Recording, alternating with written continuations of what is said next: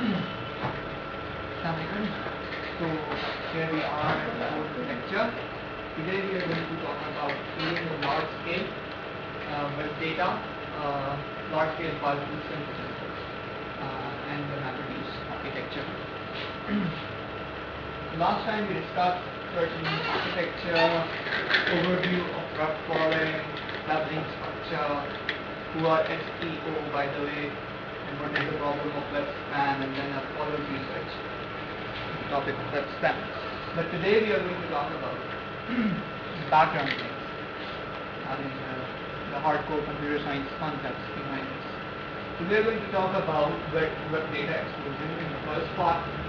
We have divided the lecture into two parts.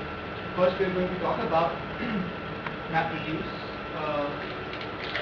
programming paradigm, if you may call, programming scheme, technique, whatever, to deal with the large-scale data set introduced by Google, introduced maybe coined by Google, and then we're going to talk about the second part, the underlying file system. As a case study, we're going to talk about GFS. We're going to touch a bit of GFS, and if the time allows, we may get into the depth of GFS as well today.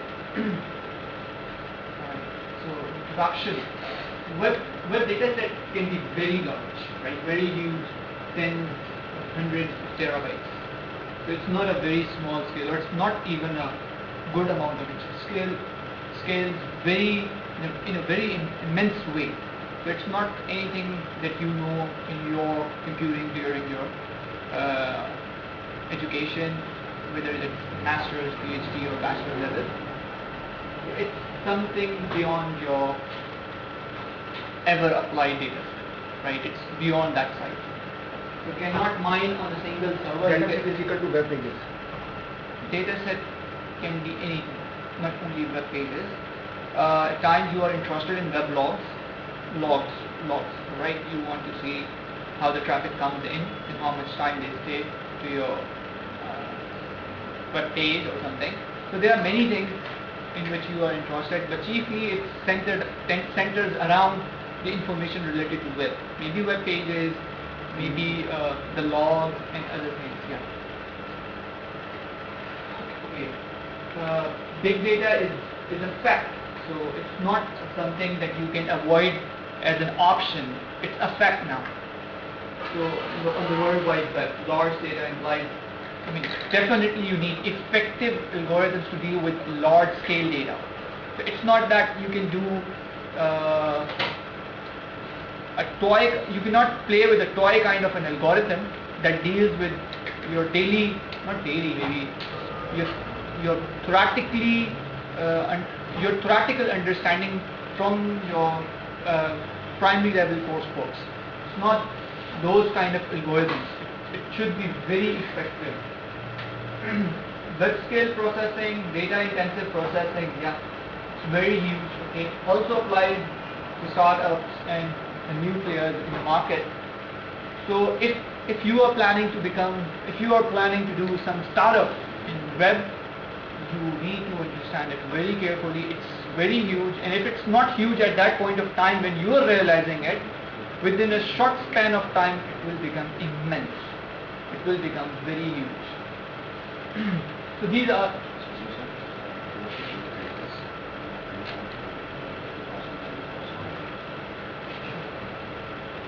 okay. So how much data, by the way? So we're talking about, like, let's see some stats. So in 2008, Google claims to process 20 petabytes of the data per day. Do you know 20 petabytes? What does that mean? After terabyte, the next thing is petabyte. So they claim way back in 2008 that it was 20 petabytes then for Google just in a day. Then Facebook, after some time, April 2009, they say they were processing up to 15 terabytes of data per day, or 2.5 petabytes of the user's data. Huge, even there. Then eBay says that they have 6.5 petabytes of user data and 50 terabyte per day as late as the 5th month of 2009. CERN is actually a nuclear dealing organization in US, and LHC is kind of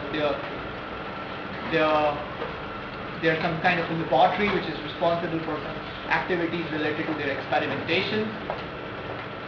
They may generate up to 15 petabytes in a year. We don't know till when, but it's coming very soon. Right? So this is how things are shaping up. So Google was a different thing, web scale kind of a thing, right? And then you come, the last you see CERN, it's not web scale, right? It's not. It's not coming from, not web scale. It's not web in fact. But it's becoming very huge like web scale. No matter where you are, the data is going to be that huge very soon. And if you are on web and you are doing some serious business over web, you are expected to handle such amount of data.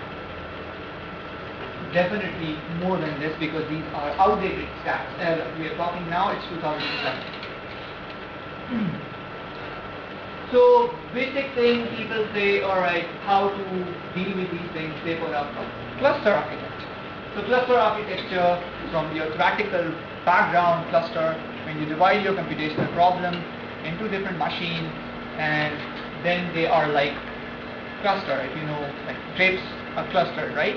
So a single grape is clustered with other grape in a sharing of resources. Yeah. So there are like switch, and there is a CPU, memory disk, and then they are like so and so forth. Maybe each rack, we'll say in Google way, rack has a lot of systems, and it contains up to 16 to 64 nodes, kind of a one trunk. Maybe if you say it has 64 units, processing units, 16 to 64, then maybe as fast as 1 GPS between anywhere of a node in the rack. So we're talking about the network interface card, should be very fast. Okay, then it is further linked in this way, and that's how you scale up in traditional way of clustering, right? That you know.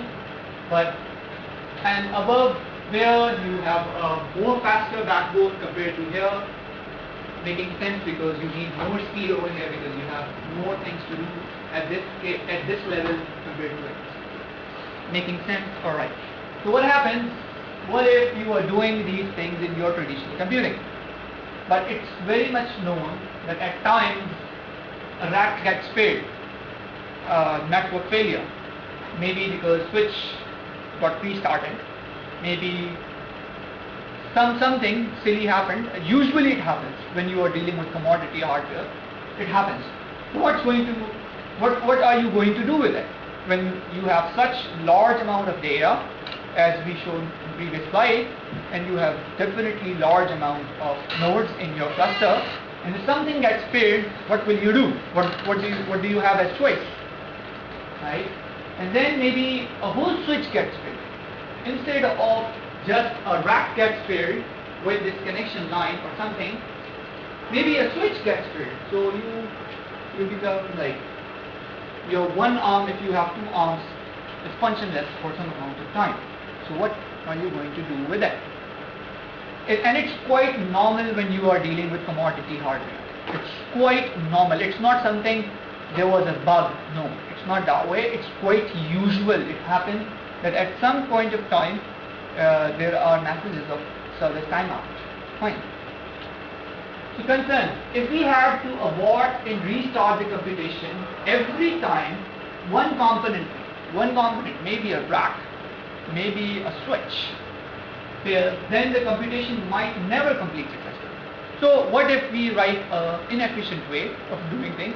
So if there is a failure, we put a try and catch kind of a thing as we have in programming. If there is a failure anywhere, just restart the process. So what if you have divided all the paths into different small units? For example, if you have a big huge problem over here, you divided that, some going here, some going here, and suddenly this fails, and you say, okay, if there is one failure, maybe the whole sequence gets complicated or becomes inconsistent, so I will restart this process. Right? This is what you usually do. So, but if you do it at this level, you might never be able to complete any task. Maybe true, and you may lose a lot of things. So, if I say it this way, if one node fails, all its files would be unavailable until the node is replaced. Can lead to a permanent damage. For example, there was, let's say, 10 files in whole of this. 5 files, not 5, maybe 3 files were here for some processing, and rest of 7 were here. And 7 was 7, and these were dependent on the result of this file. So it becomes crucial. So if there is a failure, a permanent failure, you may not even see those files once more. Right? Then you may need to regenerate those 10 files so that you can divide them accordingly and process them. So it's not that trivial that you can say all the time we can restart, and at times there are permanent losses. And we are talking about this at the web scale data.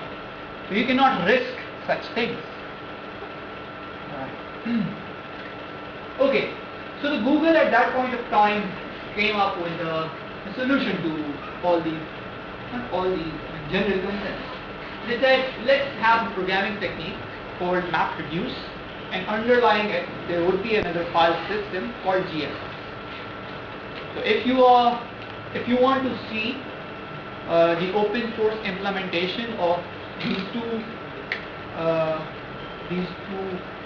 standards, then MapReduce, you can find a clone of it, a conceptual clone of it as Hadoop. Okay, and if you are looking for GFS, then there is a file system called HDFS. So you can look into it if you want to. So what is, by the way, MapReduce? Okay, major ideas for this thing: scale out, not scale up. Okay, what scale out and what scale not scale up? Scale out means you have commodity or cheap hardware such as duo cores. They are cheap relatively compared to mainframes, supercomputers, or such as big fixed installations, right? Or SMTs. So what they say, do not put one supercomputer or mini frame in order to solve your problem. Why? Can you guess? Redundancy helps in such situations. Redundancy. Can you explain further? Because having a single system, a minor failure will also put the whole system down. No, but we can thread it out, right? If we have safe threading, then that could be easily eliminated. Any other idea? Why? The control will be on the supercomputer or the controlling computer, and it will work at a single point of failure. No. If we have eradicated the single point of failure for the while, what could be the other way? Cost. Cost? Trivial matter, but it matters, but that's not the answer. What do you mean by workload would be reduced?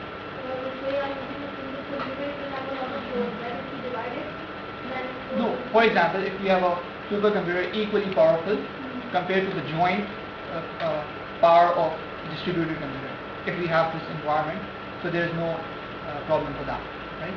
Any other idea? Easy to implement, sir? Easy to implement? No. Yes. Alright, just think. You are a organization, you don't know how much amount of data you will actually be processing after, let's say, 5 years. You can never say that. So if you put a supercomputer, now you cannot forecast about whether it can handle your data after 5 years. What will you do then? You'll say, okay, let's obsolete supercomputer, let's buy another one. But that's not how things are done in real world, right? So what they say, let's have a distributed environment where you can easily scale up with cheap commodity hardwares. So if you have a Core 2 Duo now, and maybe at some point of time you want to scale it further, you can put another maybe quad core or some other technology with it and scale it up easily. instead of putting one big machine, right? Make sense? So that's why they opted this way. So if you look to computer science, like let's say 10 years before, you might not hear these kind of ideas. People were saying Pakistan does not have supercomputer. There were debates there were these kind of debates. Oh, we are a very deprived nation, we don't have supercomputer. And other parts of the world, they were saying, oh, we are privileged nations because we have so many supercomputers. For example, of one fixed big machine. And when I'm talking about supercomputer, I'm talking about one fixed machine. I'm not talking about distributed equivalent of supercomputer. Anyway, so they say the first major idea is scale out, not scale up. That is distributed, not assemblies. Second, move processing to the data. Well, that's different. Can anyone understand why is that? Move processing to the data. This is another major idea. Change in thinking. Previously, we had this in mind, move data where processing is. Right? Right? When you are in distributed computing, you have this in mind, okay, if you want to have a result of something, let's move the data to another node. Right? But since you have large amount of data, think about moving a large chunk of data over the network. Is that making more of a sense compared to moving a small processing process to another machine where the data is actually present? What's more making sense in terms of network bandwidth? You understand the point? Yeah. It's very easy to move if you have a small machine and compared to if you have large amount of data. What will you do? Definitely the smaller things should be moved rather than bigger things should be moved. So that was another change in thinking when you were talking about MR. Process data sequentially, avoid random access. Seeks are expensive this reason. Can you make something out of this point as well? Or think why they're saying process data sequentially? I mean, when you were dealing with your basic level course, you studied, oh, you can random access the data. Right? So there were beautiful techniques such as you have arrays, you have hash tables, so on and so forth, and you can randomly access the data. But here they are saying sequentially, process the data sequentially. Can you guess why? Because we increase the speed eventually because of this throughput. If data is sequentially distributed over the disk, you can access it very fast than the random access over the disk. Why do we want this? To make the speed more speedy. The processing of that machine could handle this data. It will sequentially passing the data over the machine. What's the underlying need of doing it on disk?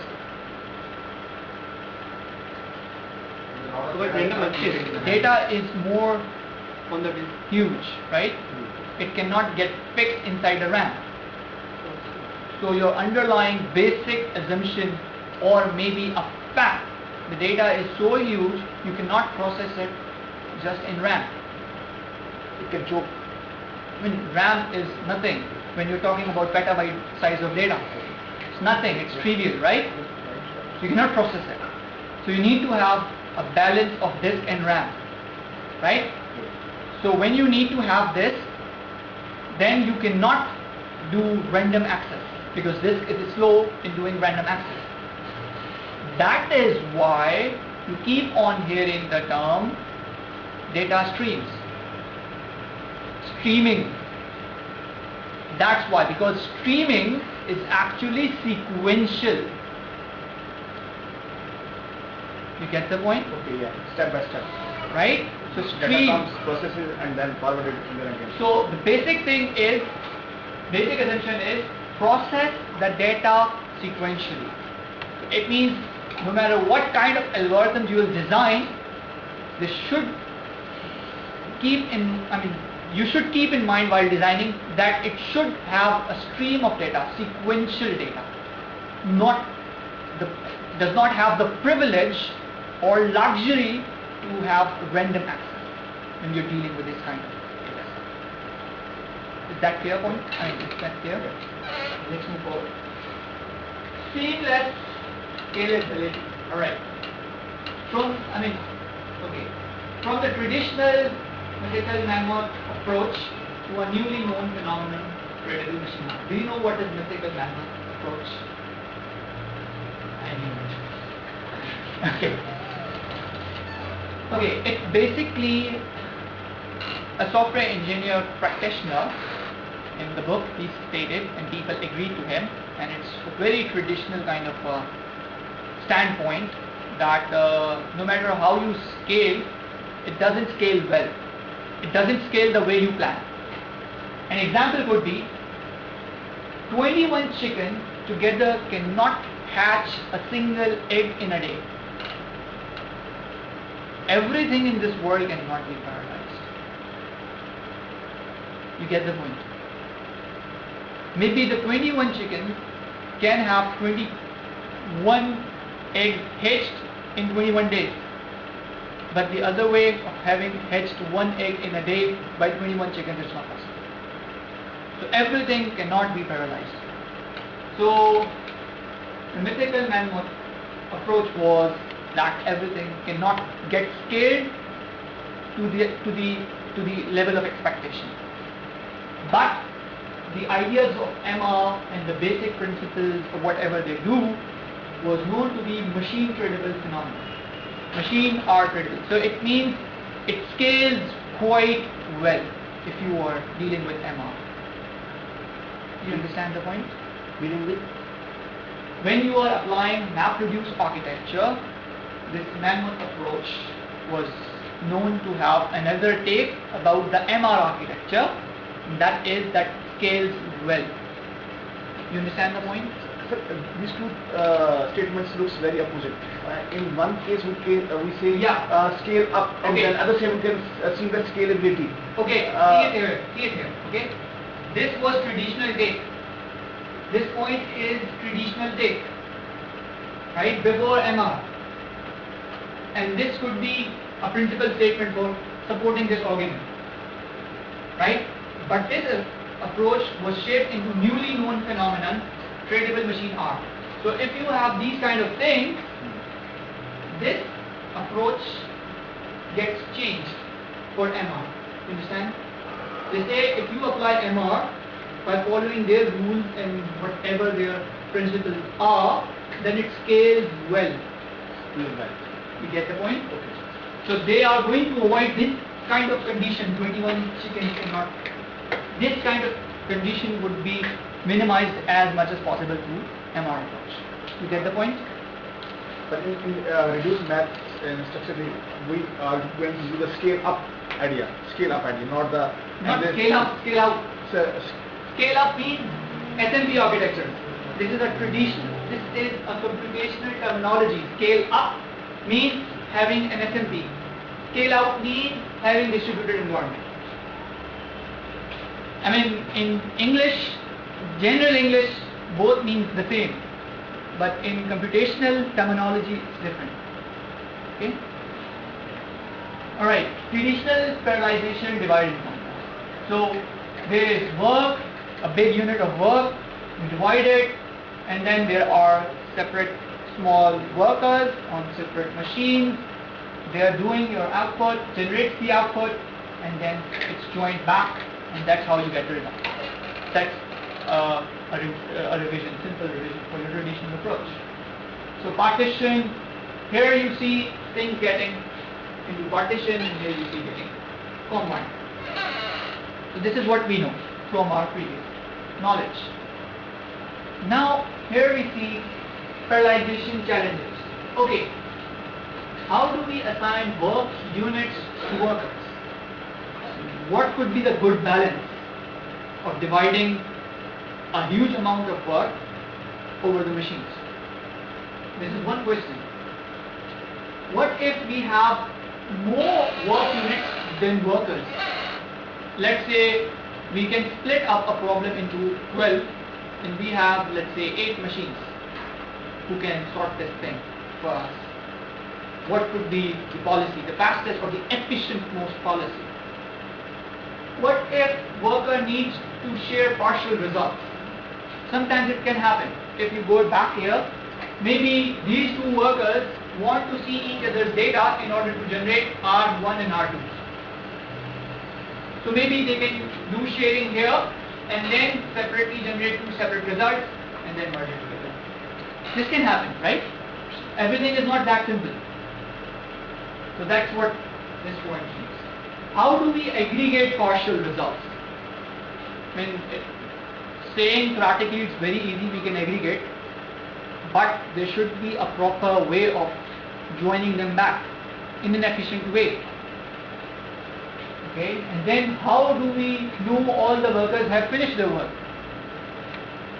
Right? It's not that easy that we can say they have finished. What could be the fastest way of knowing?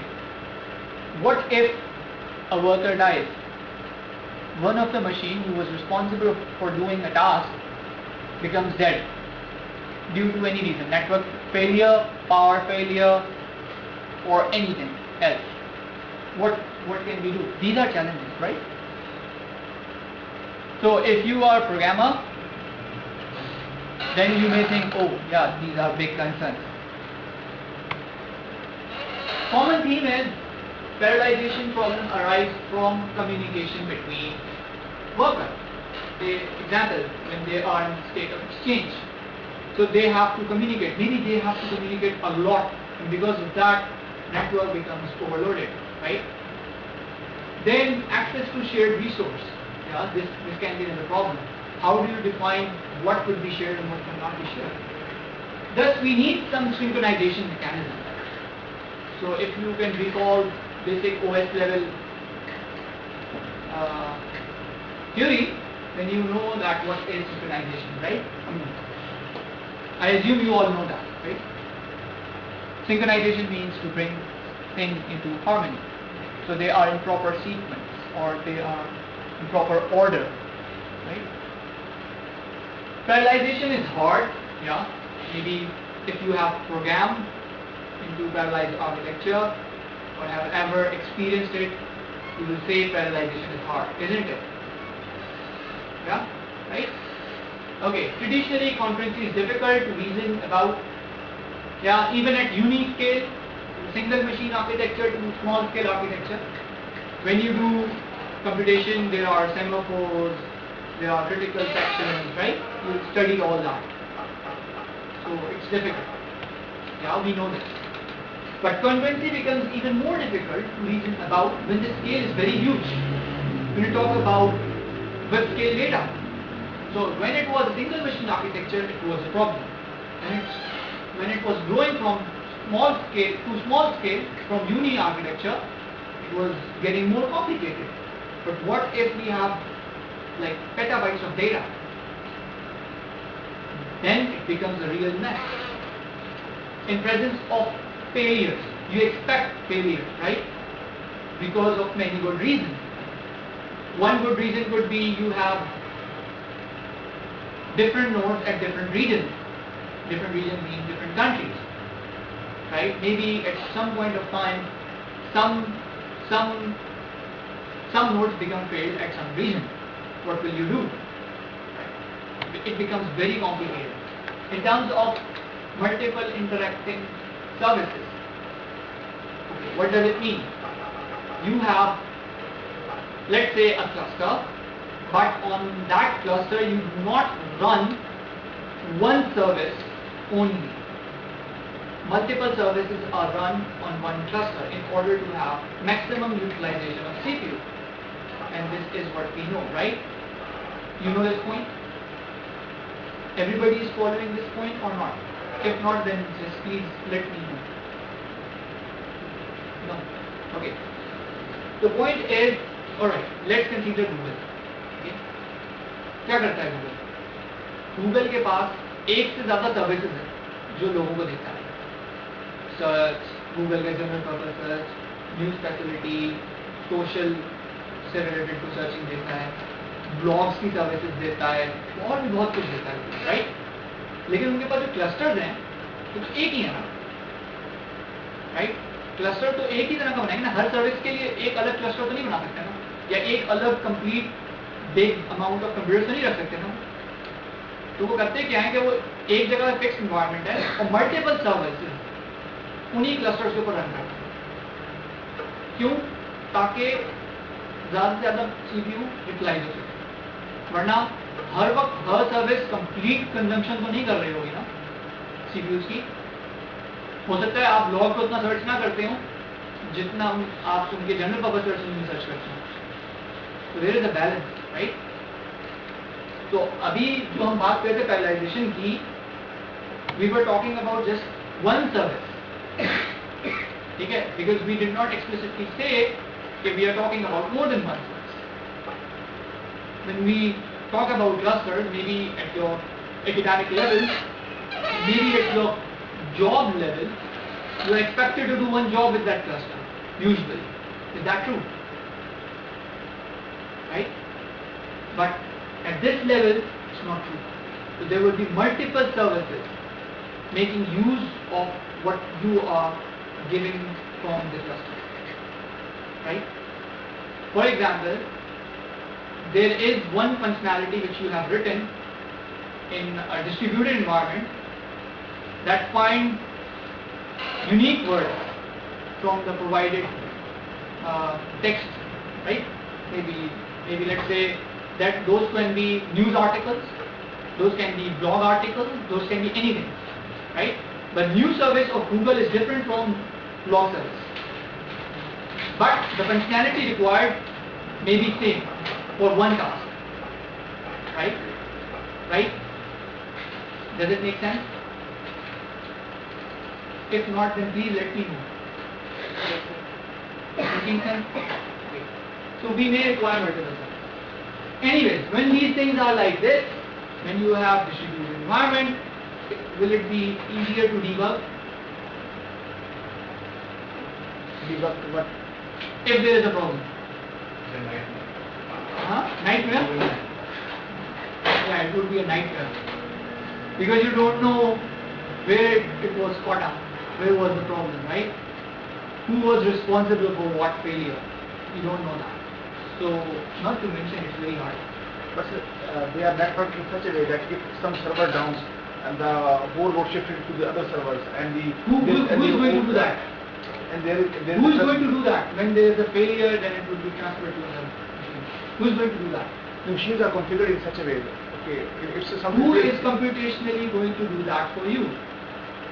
We are talking about parallelization or traditionally. Traditionally, it's you who is expected to do this. So it's you who has to do all these things. Don't think that you have the luxury coming from Google in terms of MR, MapReduce, and everything is very simple. Think about the time when you do not have MapReduce. It was a problem. Then you will start appreciating the blessing of MapReduce. Then you understand there was a problem. The reality is, what do you do? But the idea looks old, sir. It's not a new idea of map prediction. No, we have not talked about how to achieve this. We are just talking about the problem around it. There was a problem, there was a need, and it's not going to get solved very easily. Right? It's not a simple programming activity. You cannot do it. So if you were asked to handle, let's say, 15 petabytes of data during the whole day, no matter what experience you have, and no matter how many programmers you have currently in class, can you handle it? There you are. Right? So write your own, in reality, how did people think? So they thought, write your own dedicated library, then program it. That was the only solution available to people before MapReduce architecture. Burden on the programmer to explicitly manage everything. So if something goes wrong, a single poor programmer is responsible for this whole big problem. Right? And if you are that programmer, you will feel how bad it is. Okay. So the solution, I mean, they learned, It's not easy. People cannot do all these things, no matter how much expert they are or how much level of education they have. It's not that easy. Even it's not medium level convenient for everyone. So what could be done?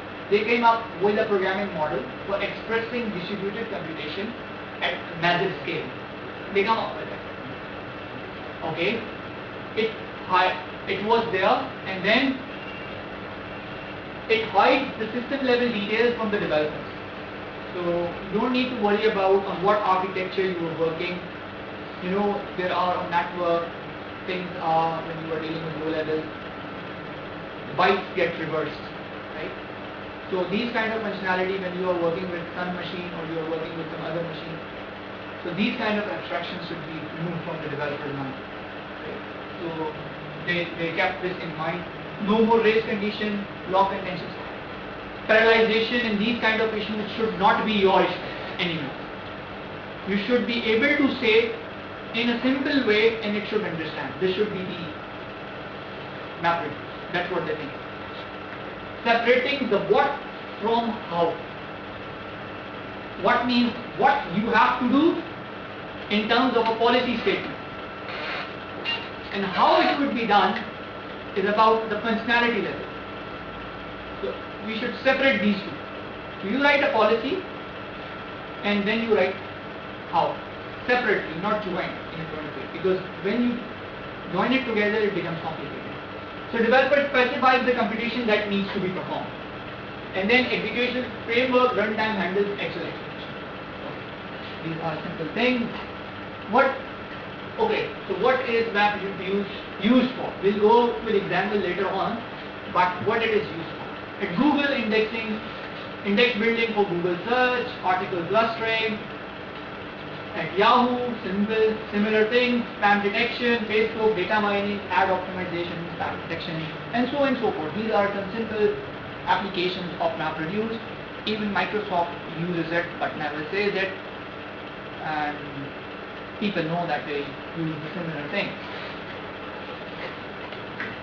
The typical MapReduce execution would be this way. Iterate over a large number of records which you want to process, okay, or which you want to deal with, let's say collection of documents. Then extract something of interest from each, what you want to do from them. This is called map. Then shuffle and sort intermediate results. Something happens in between. You order or you will come to know when we'll see this diagram in the next slide. And aggregate intermediate results, as we show there was workers and divide. And this part is known as reduce and generate final output. The idea is provide a functional abstraction for these two operations. So what you're going to do in MapReduce, you're going to define only map and you're going to define only reduce, while the rest of the things are not important. So no matter how large scale data you are handling, it's not your problem anymore. Does that simplify a lot? If the promised things are delivered to you. There is a huge data and you have to reach on your target. This is mapping basically. And you have to reach on your content that you have to decide what interests you from the large data set. From large, yes. My interest in the large data what set. I want to do. That I want to pick. This is mapping. This is mapping. Production is they do whatever you decided they do and then join all the results together. You have to divide problem, right? Large problems will be sorted out by division, right? Divide and rule, right? So it's a distributed environment. You decide how to divide, not how to divide. You divide. You say divide in these many portions, and whatever the results come out to be, how to join those results. So you talk about scatter and gather, right? So we can say how you say divide, and mathematically I can say how to union those results. This is what your problem is. The rest is not your problem.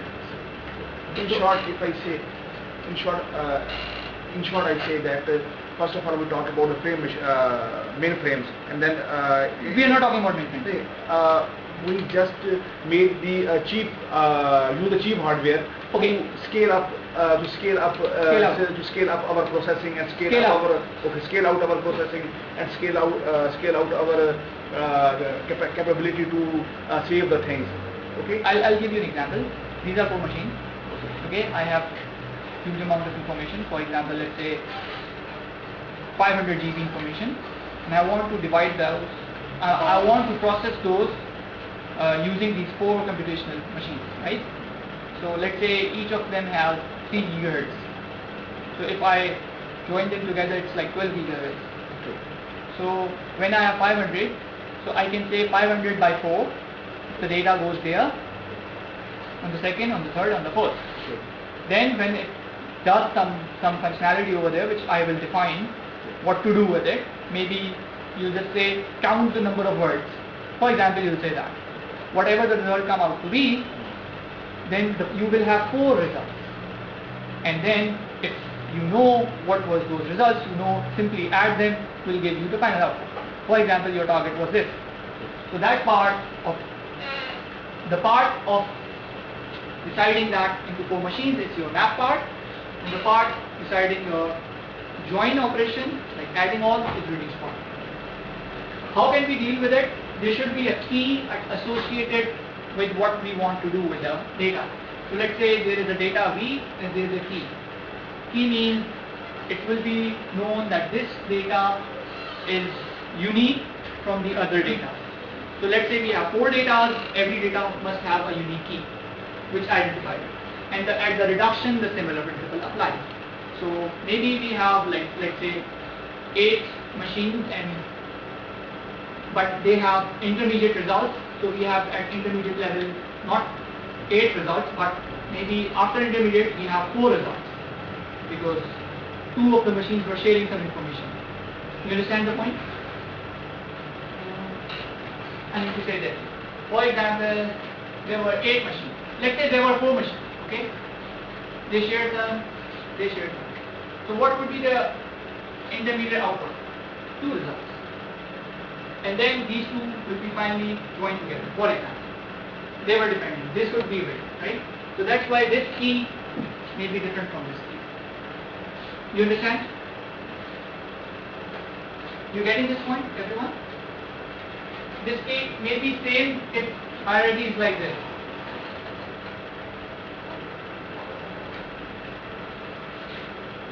Okay. So the execution order handles everything. Okay. Warm-up example. Let's have an example and see how does it work. We have large. Okay, warm-up example. We have large file of words. One word to a line. Okay. Let's have one word a line. Think of a file having one word in a line. Okay. Count the number of times each distinct word appears in the file. So there were, let's say, 1,000 words, or maybe there are 200 unique words. But it means there were redundant words in the list. Think of it. Simple application. Analyze. Maybe you want to analyze web server logs to find popular words. If you are a webmaster or dealing with something that is related with your web business, and you want to know which page or which website under your statement is more popular, then you want to see which website receives the most of the hits. More traffic goes there, right? So this is kind of that problem. So people are writing in a URL, and then somebody else is writing in URL, and you get to know, right? So it's like in sequence you are getting all the URL. URL 1, URL 2, request URL 3, request URL 4.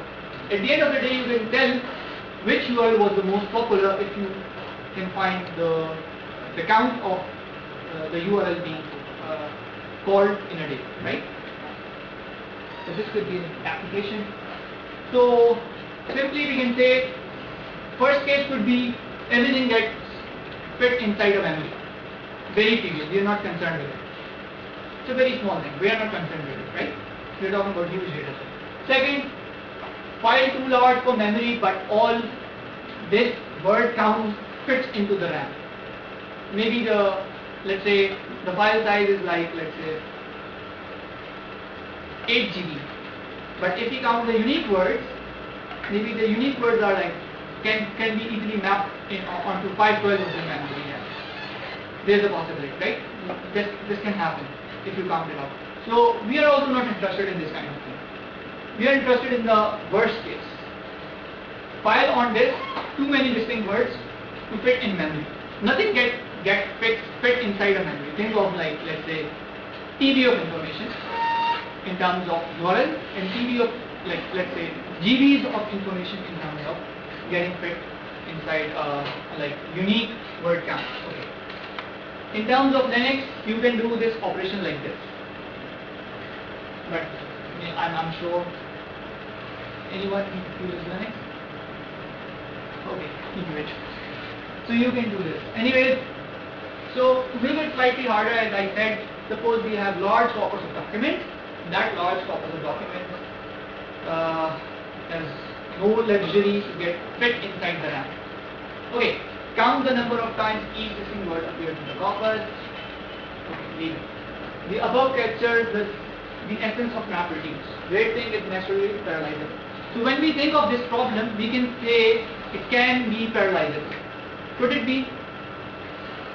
You have, for example, many number of files, each file having a set of words in different lines. So let's say there are n number of files, so n number of parallelization is possible. You can give one file to one machine. Making sense, right? And then you can process. So it is naturally parallelizable. So this is going to be our example to see how map reduce works. So word count could be map key value. Key could be the document name. In our case, and value would be text of the document. So if it's web server log, that could be URL and that could be the content. Right?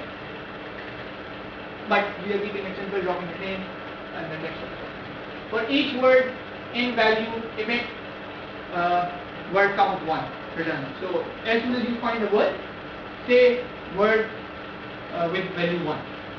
Okay.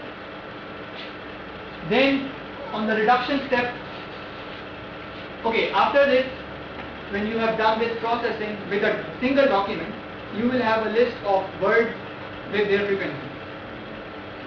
Making sense? Following, right? So you will have list of frequencies from one file. In reduction, what you have to do is actually join all those frequencies and give a final result. Right? This is what you are going to do. So in reduction, what happens? Key values. Key would be word here, depending upon your requirement, would be a word, and value would be the iterator over counts. So maybe if that word appeared, let's say 10 times in document 1, 20 times in document 2, and 30 times, that would be how it would be seen. Right? Iterator. Iterator means list of the information. You know, for loop is an iterator. So result would be for each count in the be in the values plus all the results and emit the key with the result. Are you following this? Making sense? I could easily write it this way. Here. Okay. Maybe here. See this? In the map. Let's say we had 4 dots. Okay? 4 dots. And these 4 dots had, let's say, some text. Maybe I have the example on the next page. I don't need to do this. We have an example. I just forgot. Okay. So let's see this example rather than doing it here. Here's the example. So, 2 files. Right? So what happens? What happens here? In the mapper, you have, let's say, 2 machines dealing, or 2 workers, 2 mappers. First for this one, and second is for this one. Means first file second file. Let's see this one, right? So it says see one time, bob one time, run one time. See one time, spot one time, throw one time. This is now the reduction step. So it sees, as you remember, the word would be the key in the reduction phase, right? So let's say C, and I said C would have iterator in value, unique count. So 1, comma 1 would be the list. So what you need to do, 1 plus 1, same thing. If you see in previous, here, making sense? So that's how you can easily solve this problem. So it was a huge problem, for example, if not just 2 documents, you have 2 million documents. You could easily process in less amount of time if you have many number of machines. True? Now your problem is very simple. You need to write just map and you don't need to write anything else. But you get it? Even there is a failure, no problem, or whatever, the underlying programming architecture will deal with it. You don't need to do it. Okay, implementation overview. So in Google they said something like they had hundreds to thousands of Duo core, 4 to Duo, x86 architecture with 2 to 4 GB of RAM, limited bandwidth, storage is on local IDE, making sense, it's cheap commodity hardware. Their file system was GFS. What is GFS? We'll come to it later on. GFS is Google Distributed Google File System. Was presented in this conference in 2003. You may want to read the paper. You can read the paper. I'll give you basic level introduction in this class. And if you are interested, you can always come to me and visit my office, and I can talk to you if you want further about it. Anyways, job scheduling system, job made up of tasks, scheduler assigns tasks. SBC, map, divide, so the jobs were scheduled. You don't need to worry about it, will do it.